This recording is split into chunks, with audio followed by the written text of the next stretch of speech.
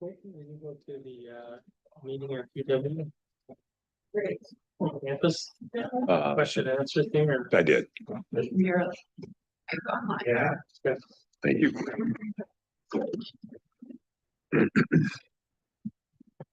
Actually, that helped form some of my opinions.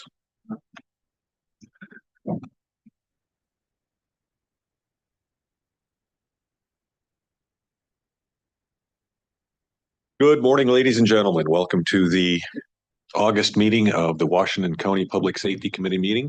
This meeting has been appropriately noticed by the clerk with various media outlets.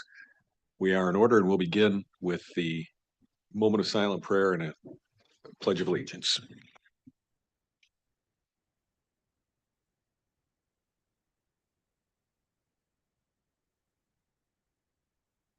I pledge allegiance to the flag of the United States of America and to the republic for which it stands, one nation under God, indivisible, with liberty and justice for all.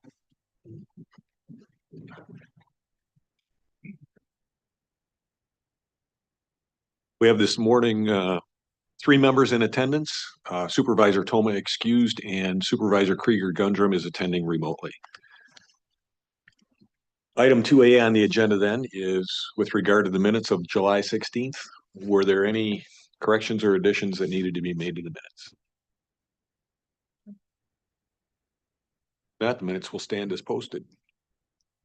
Item 3A, discussion or possible action, district attorney's report. And for that, we have District Attorney Barry Bratz.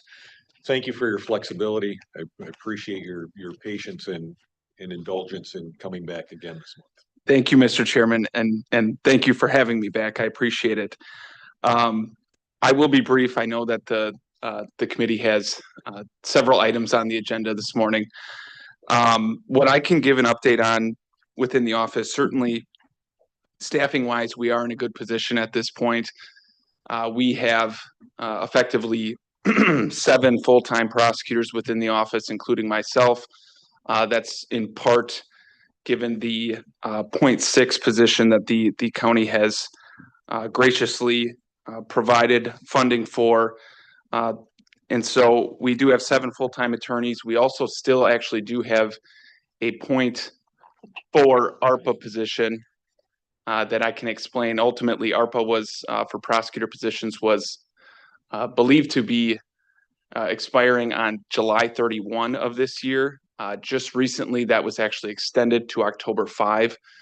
And so we still have that ARPA position, and I'm actually proud to announce that we've filled that position even for just the brief time with Sue Opper, who is the former district attorney from Waukesha County. She has agreed to work part-time in that position to help us with charging and other aspects within the office. I'll also note, attorneys-wise in the office, we have a tremendous amount of experience across the board. We have 1 new attorney who just recently graduated from law school, but otherwise a ton of experience within the office. Christy Gordon's actually a new hire within the office. She was a deputy district attorney in Waukesha County and recently joined our office as an assistant district attorney. So certainly with the makeup of the office right now, we are in a strong position.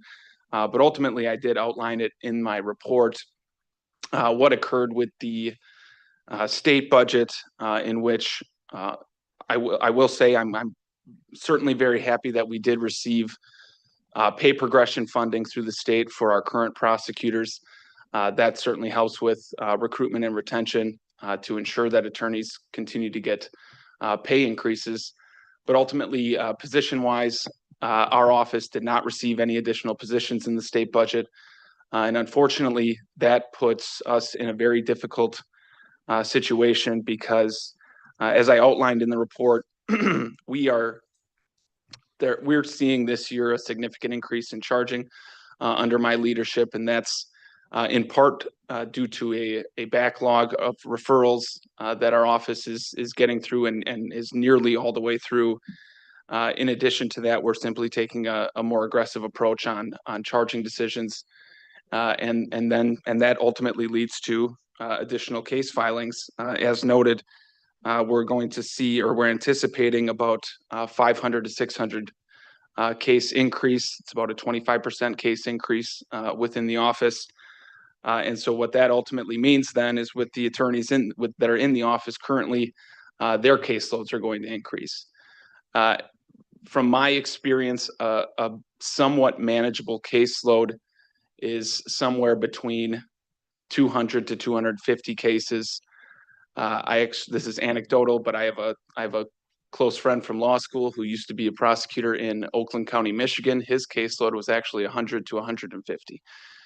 Currently within the office, the majority, the great majority of our attorneys have between 300 to 400 cases that they're prosecuting. And given the rise in cases that we're filing, that number is going to continue to rise. And my concern is certainly that at some point, attorneys within the office are going to experience burnout, or decisions on priorities have to be made. And that can be when we have attorneys prosecuting a significant felony case, like an armed robbery or something to that effect. And they also have a misdemeanor retail theft, which certainly to that business owner that's the victim of that crime, the attorney has to make a decision on where they set their priorities. They only have so much time in the day. So my concern is simply that with the increase in cases that we're seeing, that decisions are going to have to be made. And I hope I'm going to do everything in my power to ensure that the attorneys within the office do not experience burnout, but that's certainly a concern of mine. And so I noted as well within the report, essentially the decision, or my understanding of the decision-making by joint finance at the state level was attempting to achieve 80% staffing within as many district attorneys' offices as they could. That was based on a 2024 workload analysis, which considered 2021 through 2023 caseload numbers. And with that, through their analysis, we were at just below 80%. So unfortunately for joint finance, we were not considered a priority when they were determining what positions to allocate. But as I indicated, through the 2024 workload analysis, the state indicates that we have a need of just over 8 attorneys, so effectively 8 attorneys. But as I indicated, with the increase in caseloads that we're seeing, frankly, we need beyond 8 attorneys. And so I can tell this committee that regardless of positions, the attorneys in the office are working hard. They're going to continue to work hard. I'm certainly going to continue to work hard, and we're going to do everything we can to work with law enforcement to ensure public safety in Washington County. But it's certainly, we appear to be approaching an impasse. And I'm hopeful that either through the county or certainly through the state in the next budget, I can ensure this committee that I'm going to continue to be speaking with our members of the state legislature regarding certainly the next budget cycle. But I'm hopeful that in the near future, some relief can be granted to our office. But ultimately, if there's any questions within the report, I'm certainly open to taking questions. Hopefully I can provide answers.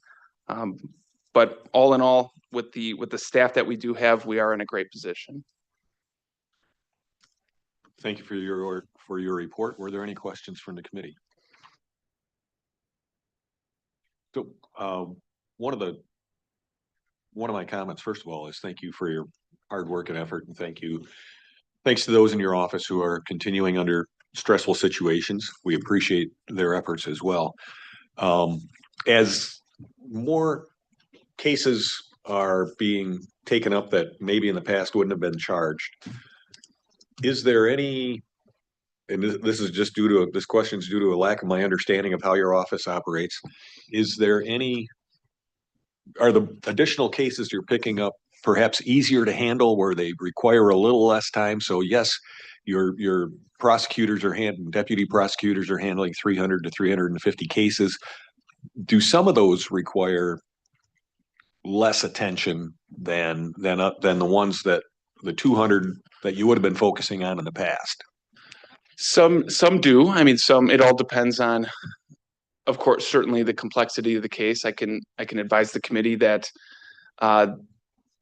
some cases within the backlog were very serious felonies, burglary offenses, auto theft offenses, that took law enforcement a significant amount of time to investigate. And those are cases that have been charged. Those cases are going to take a significant amount of time to prosecute as well.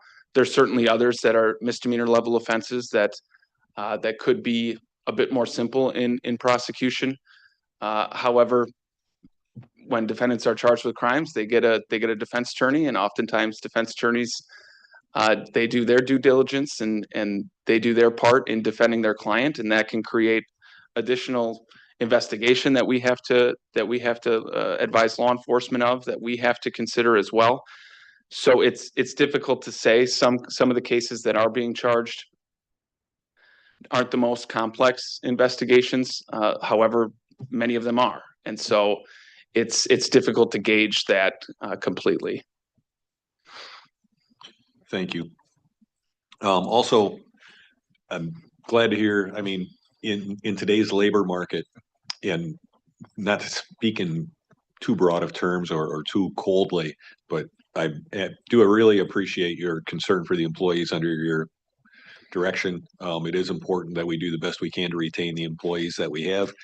And I believe everyone in this committee realizes the importance of that as well. I appreciate that, Mr. Chairman. So thank you for your report. Again, any other questions from the committee? Thank you. Thank you very much.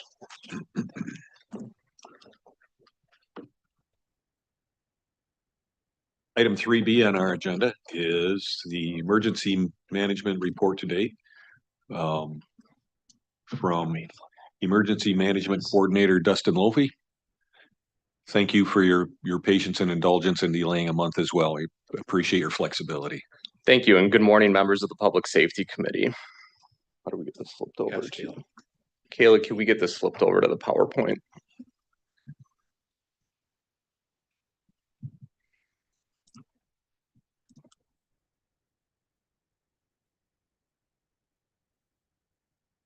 All right, so I am here today to present you the 2025 year-to-date report for the Office of Emergency Management here in Washington County.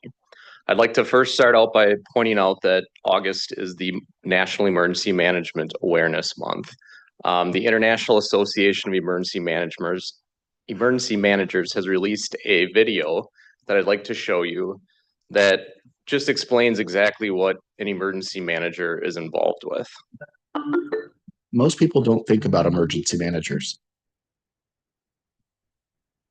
Can you guys see that? The video?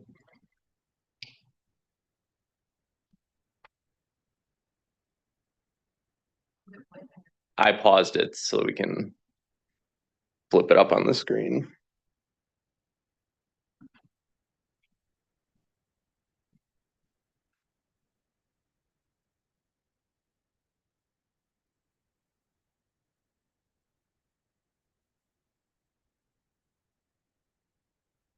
Drag it from your screen, left or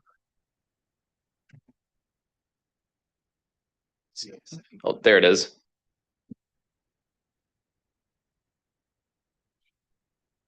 Sorry about that. We understand why.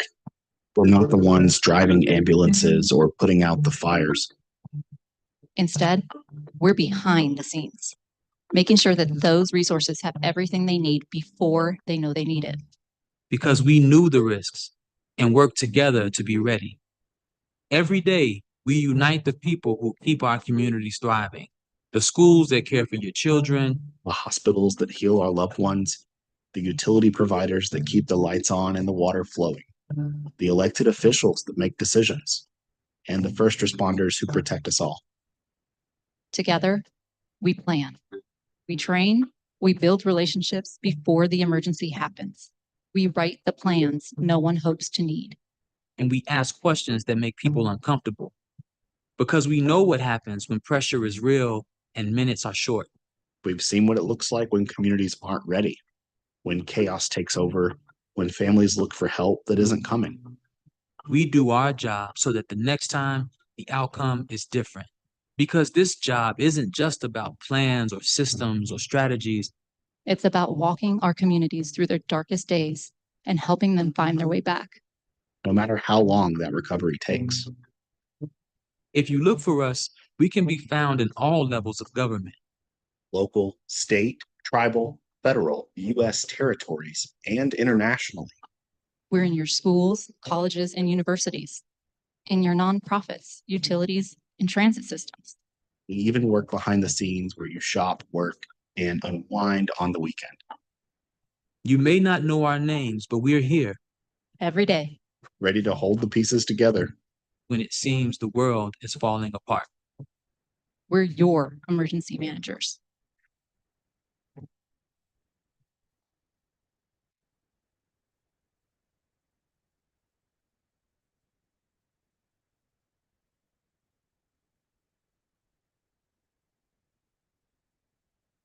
So I wanted to show that video and especially the last statement that they made.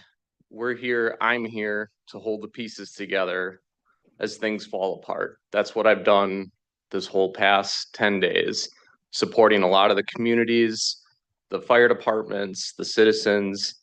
It's a big task, but that's what emergency management is. A lot of our stuff is done behind the scenes, during blue sky times when we're not flooding, when we don't have thunderstorms, snow, things like that. That's where our most important planning is done. So I just want you to think about that video as I go through this slideshow and explain about our annual report.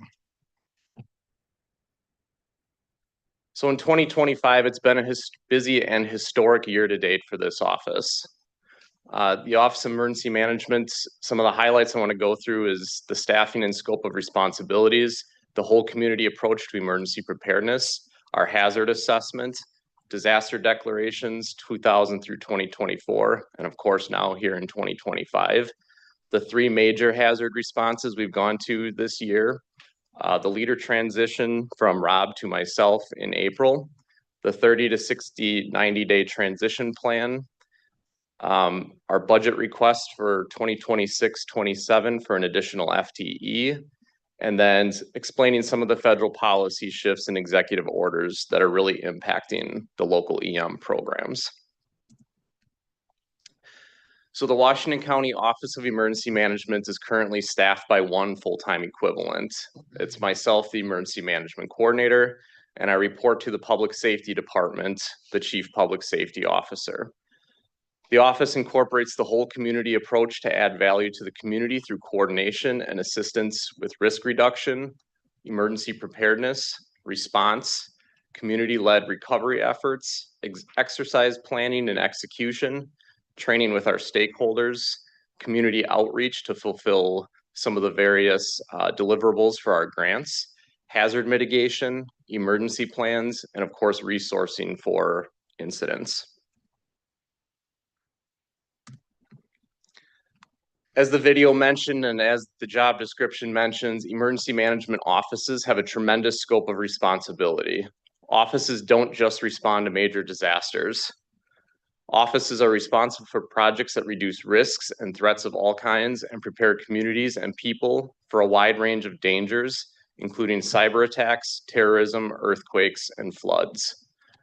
My office assists community-led recovery efforts after catastrophic events. We coordinate training for volunteers that may become community responders, and offices ensure underserved and vulnerable populations are accounted for and have evacuation plans.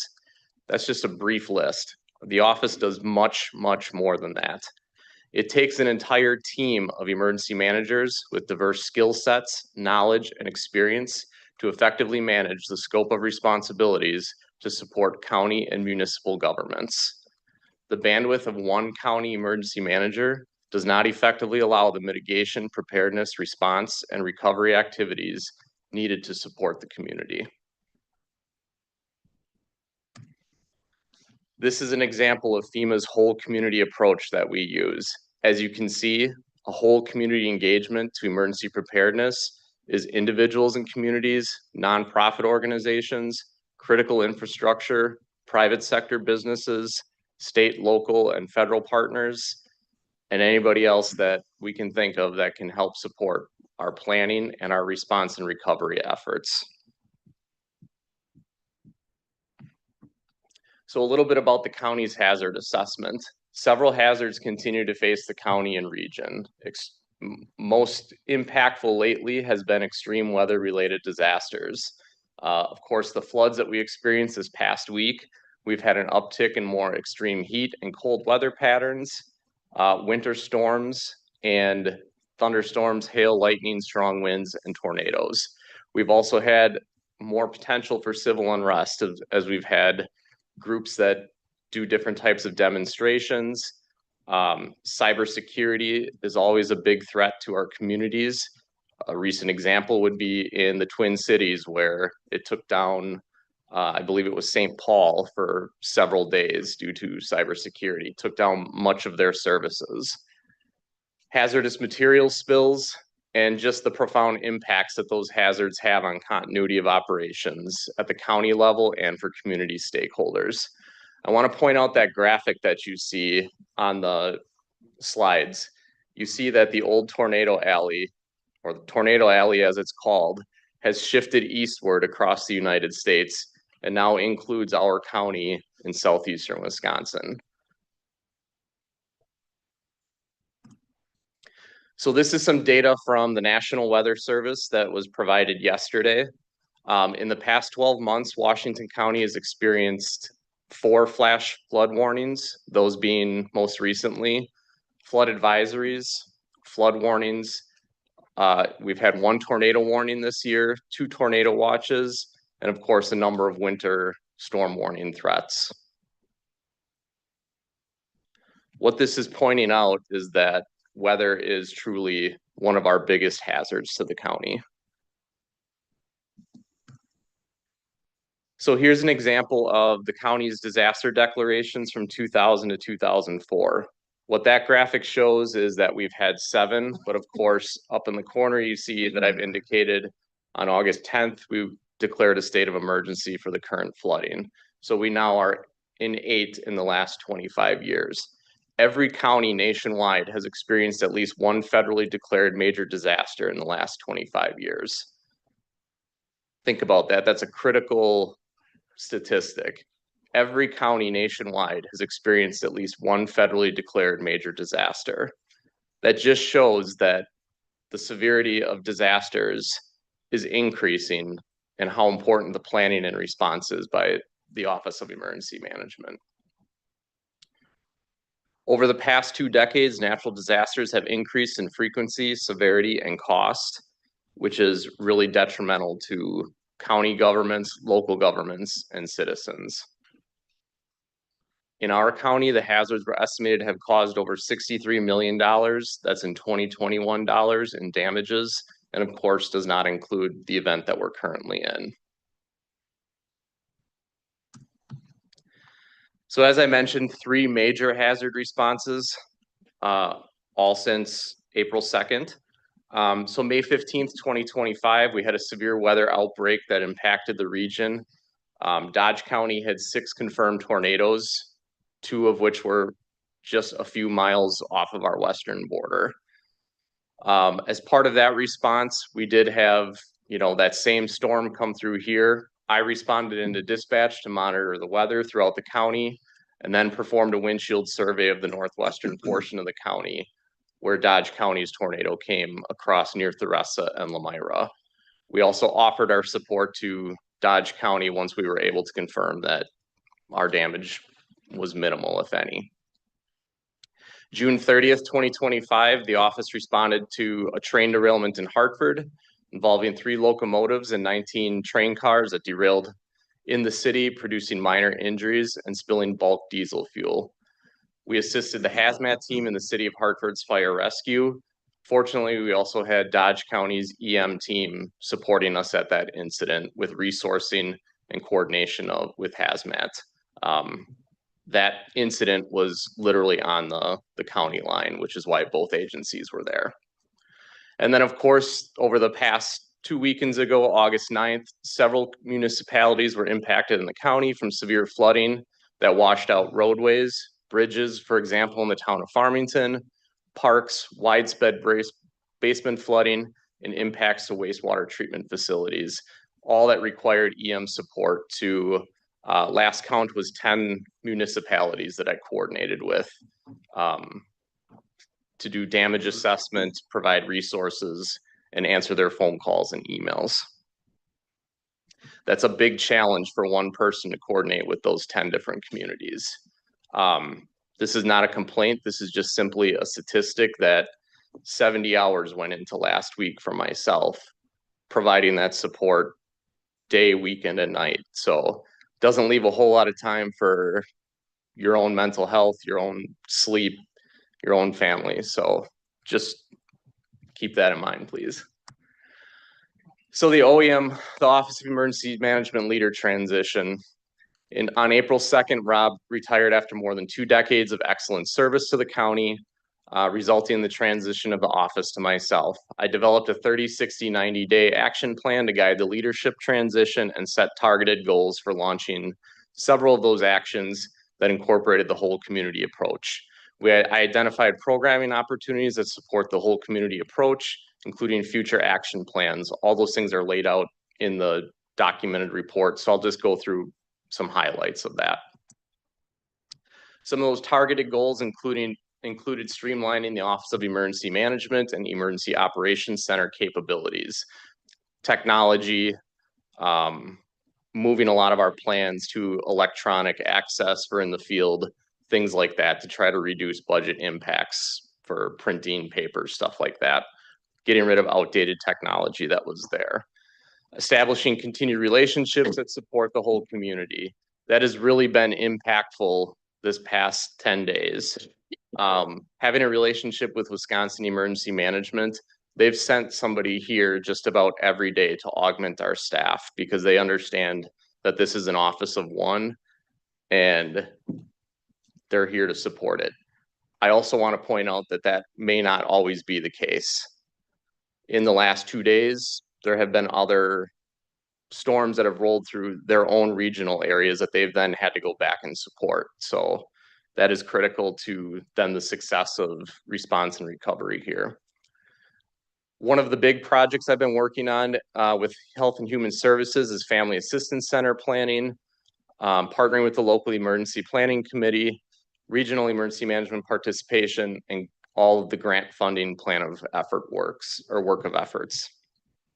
Lastly, the targeted goal of adding an additional FTE to support the work in this office.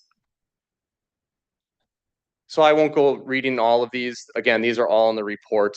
Streamlining OEM capabilities. We utilize the Public Safety Committee granted strategic priority funds to help purchase new technology. Created an EOC activation guide to help support that when needed. Updated some software, things like that.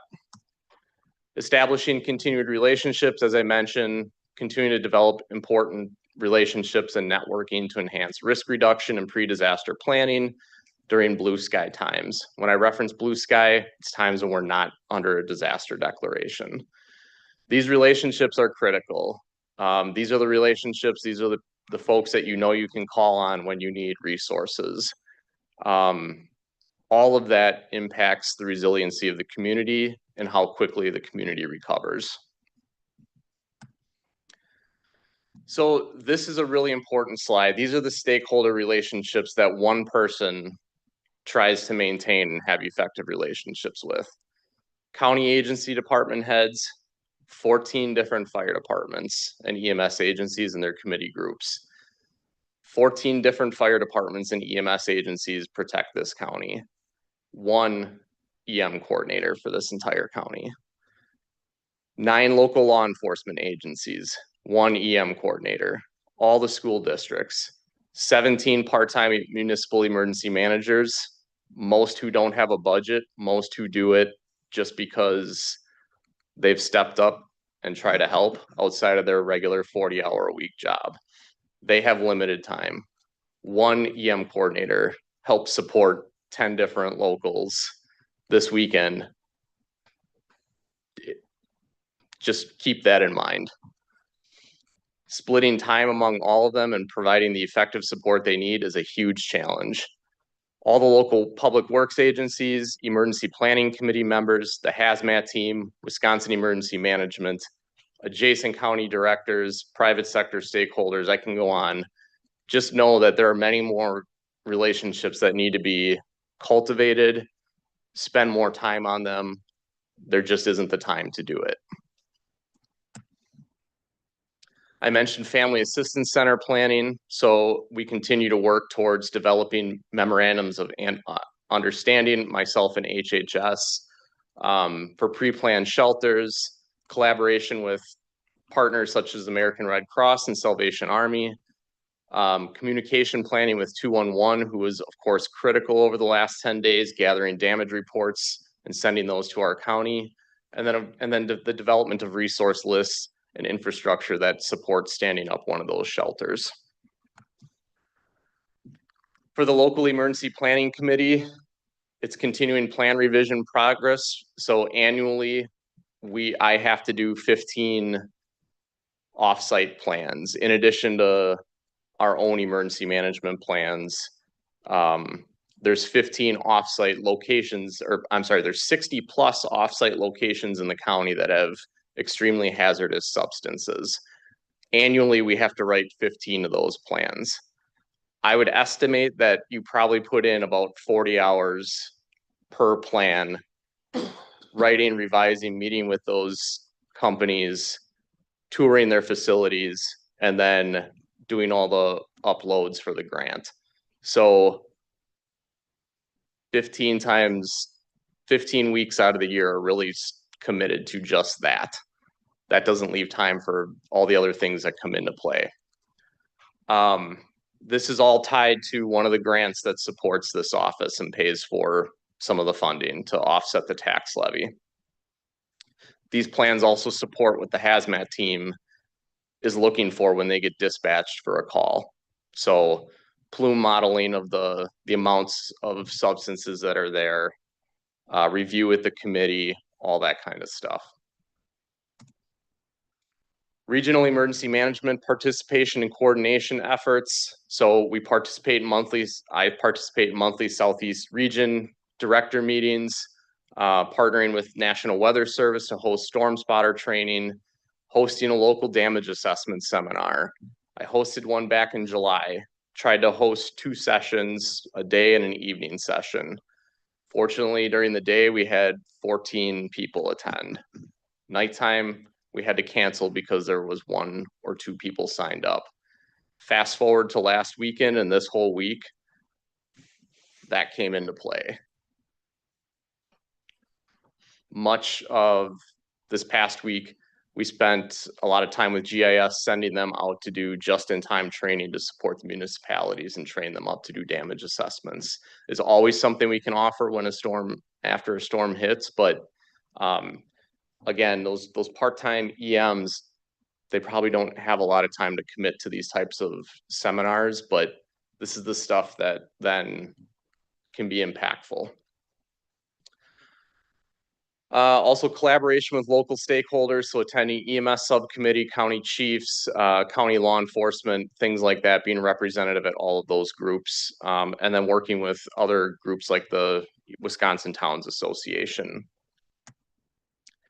Grant funding plan of work efforts, so continuing work on the emergency management performance grants. That is the one that funds a majority of my salary. Continuing plan of work efforts to EPGR grants. That also funds 30% of the match that the county puts towards the EMPG grant. That is the one that is all the offsite planning. Completed plan of work efforts related to the hazmat refresher grant, as well as the hazmat computer grant. That opens today and it's open until next Friday. There's a good chance that if I don't have somebody to come in, which we'll talk about later, to support writing that grant so I can continue with the disaster stuff, we'd be out $10,000 for the hazmat team, up to $10,000 annually that they receive. So the 1.0 FTE request, I think I've laid out in the report several future action items that support the continuous process improvement for risk reduction, emergency planning, response and recovery, and continuity of operations. One of the most critical needs to enhance the emergency management programming here is the implementation of one additional FTE to this office. Washington County is currently the only southeastern Wisconsin county with a single FTE in this office, which greatly inhibits the office's ability to further develop meaningful relationships with stakeholders due to time constraints and the need to focus efforts on plan of work requirements for each of the emergency management grants that supports the funding for this office, as well as focusing on other emergency preparedness related projects, such as that family assistance, such as building out a volunteer management plan, such as putting together more robust local damage assessment teams that train regularly. What I really want to stress with that is, while all of this disaster is currently going on, none of the other day-to-day functions can be paused because they still have to be completed. Programming impacts that adding an additional person would help with: increased liaison footprint with community agencies and local emergency plan development, assisting with the transition of, updating our own annual plans every year, incorporating community lifelines, managing the emergency operations center. I stressed that in the budget meeting, right? So this role is dedicated to helping and coordinating resources with each of those local emergency managers. If we are actually activating the EOC, the Emergency Operations Center, and bringing in all of our department heads, they don't live and breathe this stuff day to day. They're going to need a second person who matches the capabilities and understanding of this office and its functions to efficiently run that EOC. And if they're not in the EOC, they can step in and take on other roles to support this person. There's also finite emergency planning for response and recovery. We'll go into that on the recovery continuum on the next page. Developing a broader continuity of operations plans for the county agencies, assisting with attending monthly after hours stakeholder meetings and 24/7 EM coverage. This one person is on call 24/7. If I go on vacation, if I am out of town, something like that, it defaults to whoever we can find to step in and cover. Keep in mind, they don't have all that knowledge and access to everything that I do. And that really leads me to the last bullet point, is we don't have a continuity of operations for this office. If something happened to me on the way home tonight, all of that knowledge, all that relationships, Dave could possibly step in and pick up some of it, but he's not involved in the day-to-day specifics of what I do because he's got other projects that he's heavily involved in. So there would be that big gap of nobody's there to fill that. So I want to give you an example of a weather disaster scenario. And of course, we are just experiencing this in the last 10 days, but these are the things that potentially require 24-hour EM support. Emergency Operations Center activation and coordination, resource and messaging coordination, collaborating with Health and Human Services regarding shelter and mass care, volunteer and donations management as part of the recovery process, emergency support functions, so debris management, local damage assessment, communication. Those are all different emergency support functions that get stood up and coordinated. The recovery support functions, potentially providing tours for local, state, and federal leaders of damages. That will come into play here very shortly, which means nobody will be here in the office to coordinate anything else that comes through the office. And then partnering with National Weather Service on damage surveys. On the right side of the screen, you see Wisconsin Emergency Management's damage assessment timeline. It's a very tight, critical timeline. All week, the goalposts move as they get information from other sources. So it's being very pivotal throughout a disaster. This is just a guideline. I think you can't see it on the screen, but they have it asterisked on the corner that says these are fluid timelines. So it does make it very challenging for one person to plan anything out and stay on that track as the disaster is unfolding and responding in coordination. Our FEMA disaster recovery continuum, I have in this arrow, this is where the additional FTE will best position the office and community through enhanced planning and preparedness that improves post-disaster resiliency. Much of our work, as you saw in the video, is done on the front end. It's behind the scenes, it's making those relationships, it's updating plans, it's testing and exercising those plans and shoring up any gaps. And then of course, that person would be very critical to supporting an incident when it happens. Some of the policy shifts and executive orders that may impact local emergency management. So recent federal executive orders, federal funding terminations, and discussions about disaster management reforms are likely to change FEMA's interaction with local governments, potentially increasing local fiscal pressure and elevated financial risk. We already saw that with the cancellation of the Building Resilient Infrastructure and Communities program. That is the one that paid 3/4, $45,000 towards our hazard mitigation plan. Thankfully, we are good on that plan through 2029, but if that funding doesn't come back, that will be a big gap to make up because you have to have that plan in place to receive federal funding. Growing trend in policy proposals towards shifting disaster preparedness and responsibilities to local governments. That's often without providing adequate resources and support. So a lot of things are being pushed down to the local level. And if we're already having challenges, it leads to a compounding cycle that can result in insufficient pre-disaster investment, leading to delays in post-disaster recovery, which really limits the long-term resiliency. With BRIC's termination, I want to point out on the side, counties are losing a primary dedicated source of pre-disaster mitigation funding.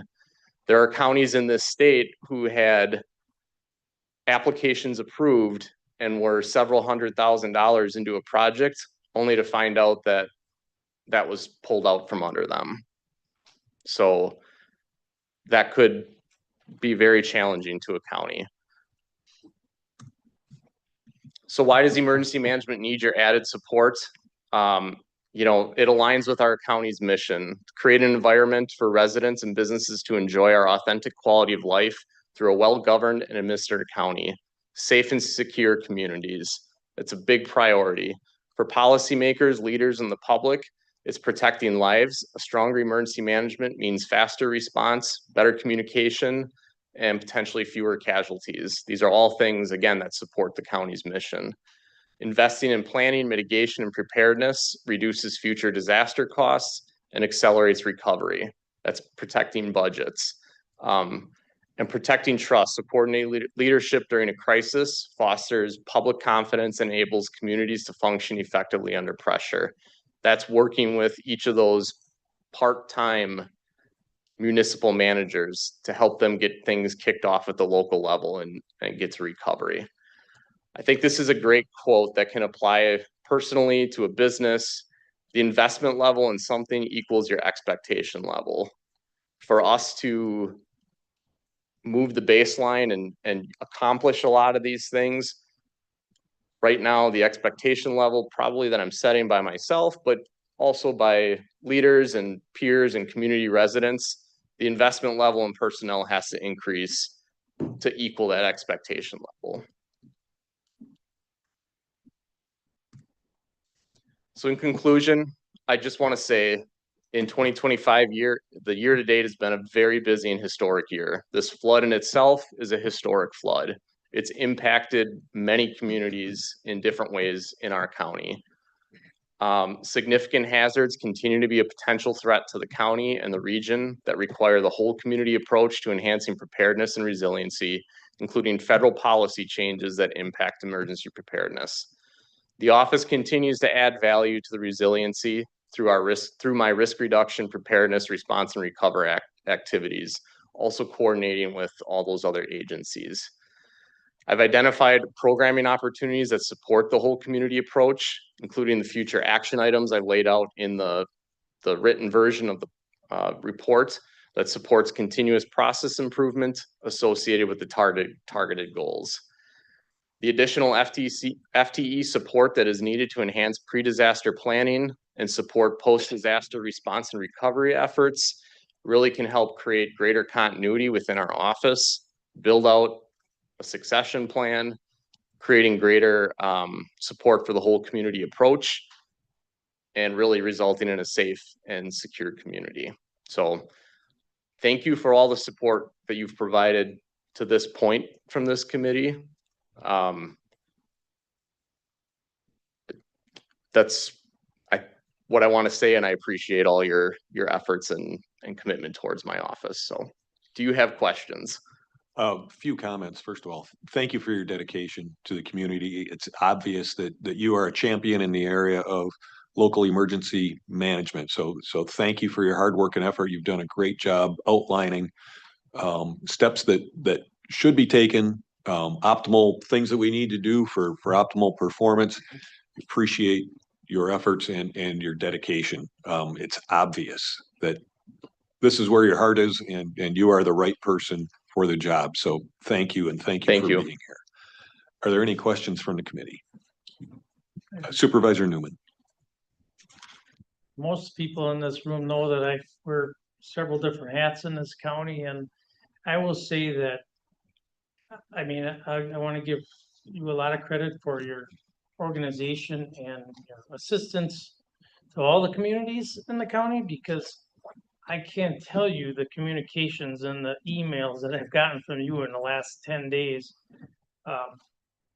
And, you know, you covered it in your report too, that there's a lot of part-time emergency managers out there that, you know, don't have this experience, don't have this knowledge. There's a lot of confusion.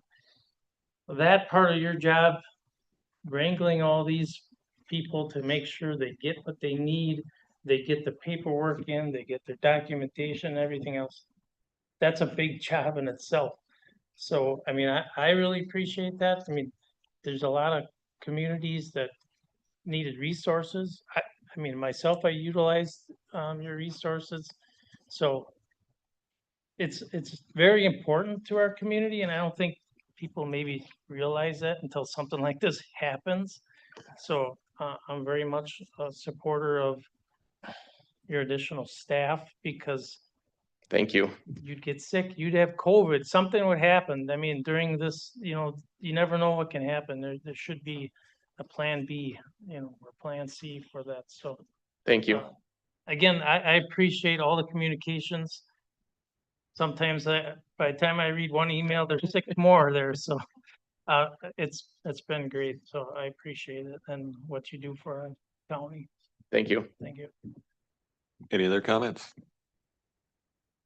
Yeah, I think I personally did not have a very keen grasp of all the things that the Office of Emergency Management does. So thank you for laying all that out for us this morning. We certainly appreciate your report, and it looks like you've laid out a great plan.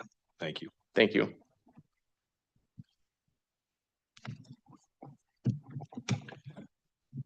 Moving on to item 3C, potential resolution for PSAP grant for program fiscal year 2026. And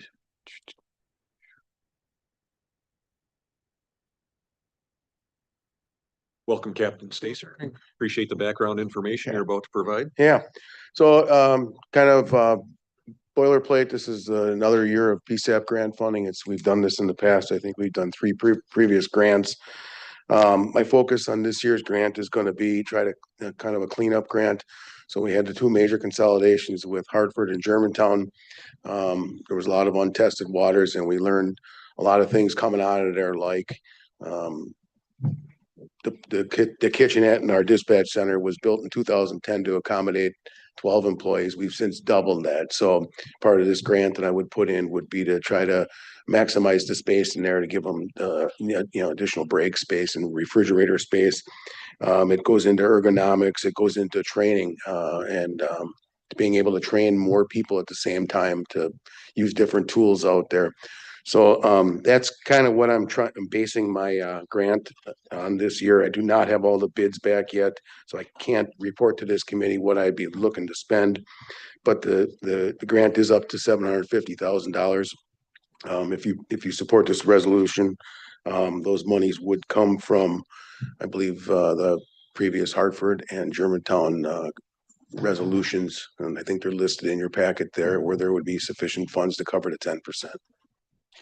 Do we have a motion to approve a resolution authorizing the sheriff's office to continue pursuing the PSAP grant program for 2026?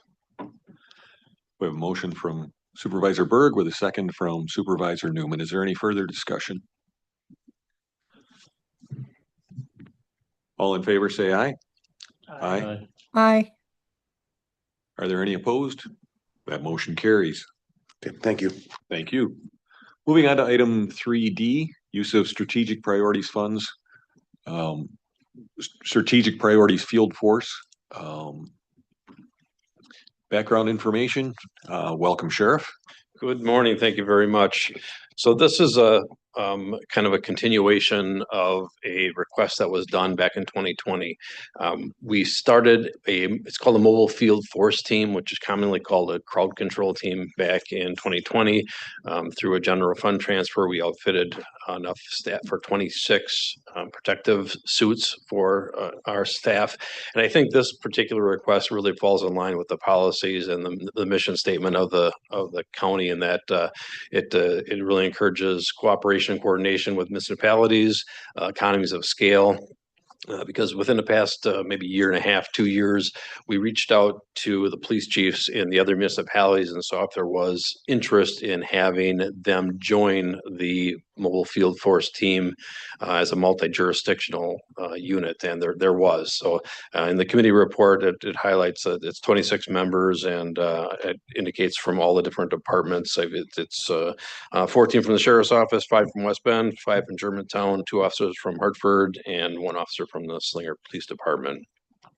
So they do quarterly training, and the team leaders have come up with a specific request for additional equipment, and that's what I'm in front of this board requesting. I highlighted all the individual equipment that is requested, the amount, and the reasoning, but I'm more than happy to answer specific questions about individual items. Thank you for that background information. Before we continue any discussion, is there a motion? The request is for $56,750 of strategic priorities funding for field force equipment. We have a motion from Supervisor Newman with a second from Supervisor Burke. Thank you, Supervisor Krieger-Gundrum, recognized. And is there any further discussion? Yeah. Question. Supervisor Newman. A question for probably Aaron. Strategic priority funds. We hear this term a lot. I'm just, can you clarify a word? I don't know. Sure. When we say strategic priority funds, we're generally talking about what we call, it's a contingency fund, basically, right? A lot of governments have contingency funds in their budget. For us, it's strategic priorities. The last couple budgets, we fund that basically, so we're on a biennial budget. We fund the strategic priorities in year 1, and then we carry that money over from year to year. So into year 2, we'll carry the amount in the last budget, it was levy, right? So 2024 had $300,000 of levy, right? And then we added that 300 to the balance that we already had from prior years, and then we keep carrying that over. And so, a lot of governments maintain a contingency fund because there are a lot of unforeseen things that come up like this, right? We call it strategic priorities. One thing we've authorized our standing committees to approve use of contingency fund. That helps us kind of keep things moving more quickly, right? Rather than take it via resolution or something like that. So when we use these strategic priority funds, typically they're for items that are, certainly less than like 100,000, for example, right? you've seen these last couple of requests. We typically go through about 150 to 200,000 in requests per year in total in the strategic priority area. So that's kind of a little background on our contingency fund. A lot of governments have them. So any other questions? Happy to answer those. No, you explained it. It's just another word for contingency fund. It is. Yep. I got it. Thank you. Thank you. Any other questions or comments? All in favor of the motion, say aye. Aye. Are there any opposed? Motion carries. Thank you, sir. Thank you. Item 3F on the agenda is biennium budget briefings relative to the sheriff's office. And for that, we'll turn it over to Chief Public Safety Officer Dave Sager. Thank you, Mr. Chairman. Just to identify real quickly, do we want to touch base on 3E? Yes. Okay. Thank you. Sorry about that. So Certainly, I think my question with regard to this item is typically we see a dollar amount requested, and I'm assuming that in this case, unless I missed it in the document, I'm assuming we're just setting the stage for a fund request in the future.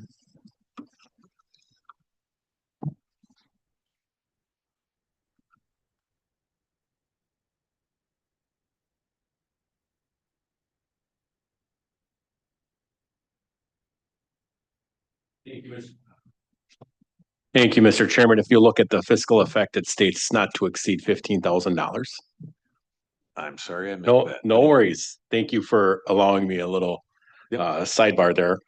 This request is on the heels of the August 9th flooding, as our emergency management coordinator identified. It does target a twofold purpose. The first of which is to onboard a limited term employee to assist with some of the office needs. And we have been graciously afforded the opportunity to bring out of retirement Rob Schmidt. So fortunately, he's willing to do that for us in the county to assist in helping Mr. Lofi in his efforts. Hopefully, as soon as you consider this, and if passed, Mr. Schmidt will be in HR accomplishing that task to onboard him immediately, because FEMA is scheduled to arrive tomorrow to tour the county in Milwaukee, Washington, and Waukesha to begin their preliminary assessment and gather all the information necessary to take it back to Washington, D.C. for possible declaration for FEMA purposes. Thank you. The second half of that is to afford our Washington County residents some place to take their flood damaged debris.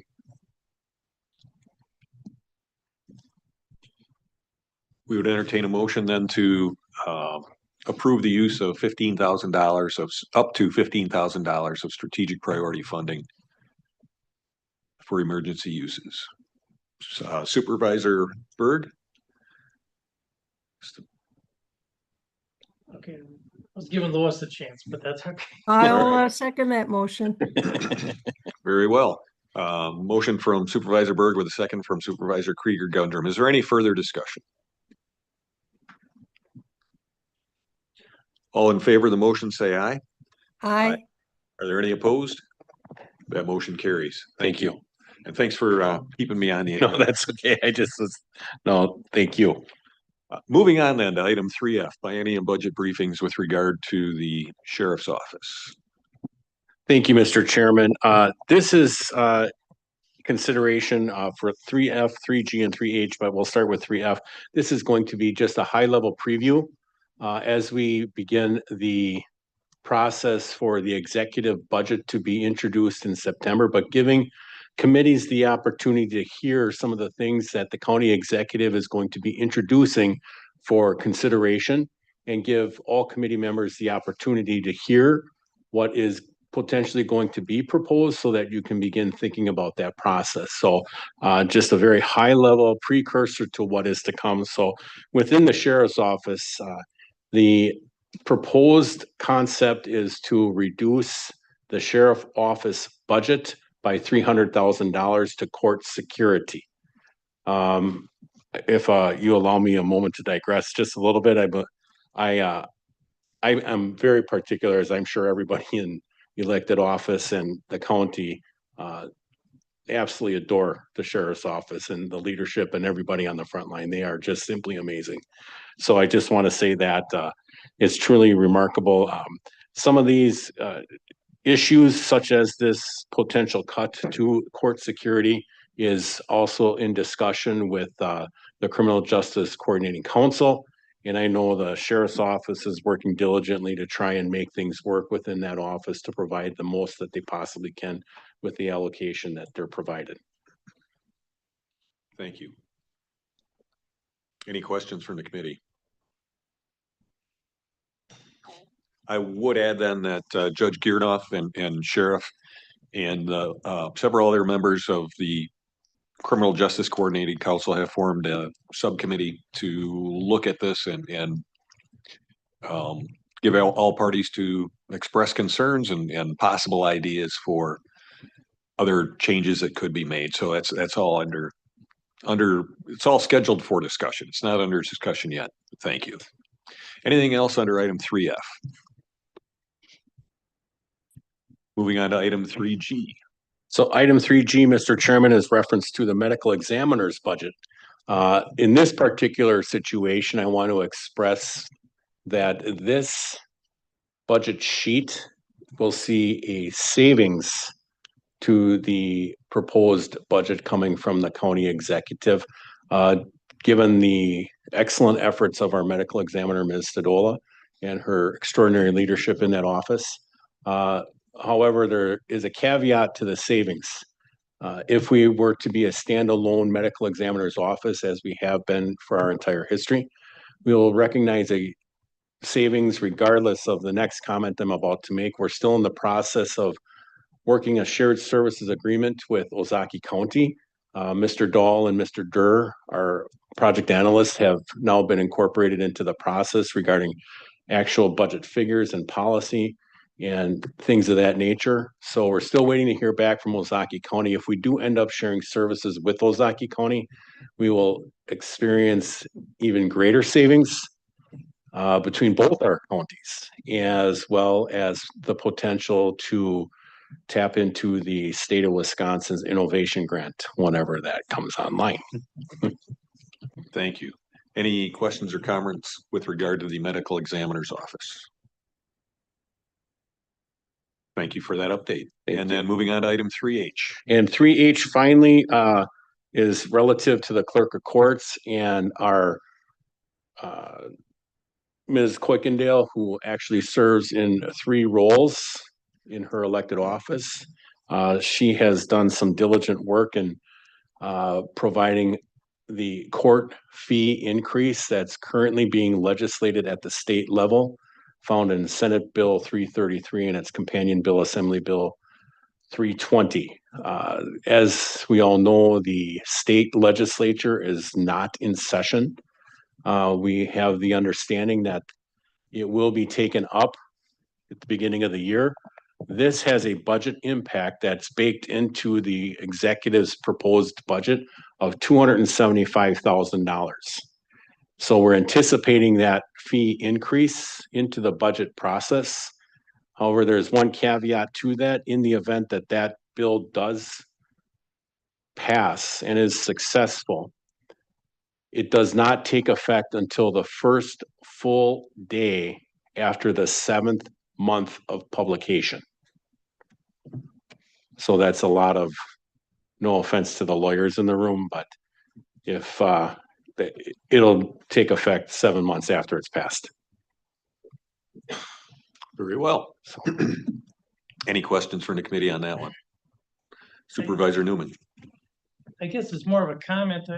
Last month, executive gave a high overview of the budget challenges for the county, and I said it at that meeting, and I'm going to say it again. I don't want to see these budgets balanced on the backs of the employees of the county. So I know human resources ain't here, but Aaron, I just want to make sure the message is heard that the employees are what make this county operate. You know, it's not us up here. We're just making the decisions, but they're very important, and I don't want to see that happen. Trying to balance our budgets. Thank you. Thank you for that comment.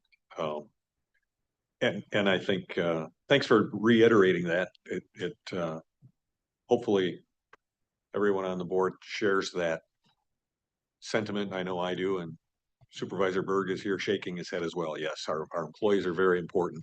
And especially as going forward, again, it looks like there will be even greater labor challenges and workforce challenges for all municipalities and companies. So it is important that we take care of our employees and message that we intend to do that going forward as well.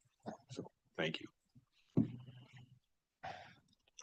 Anything else? If not, we are adjourned. Thank you for your interest. Thank you for your service.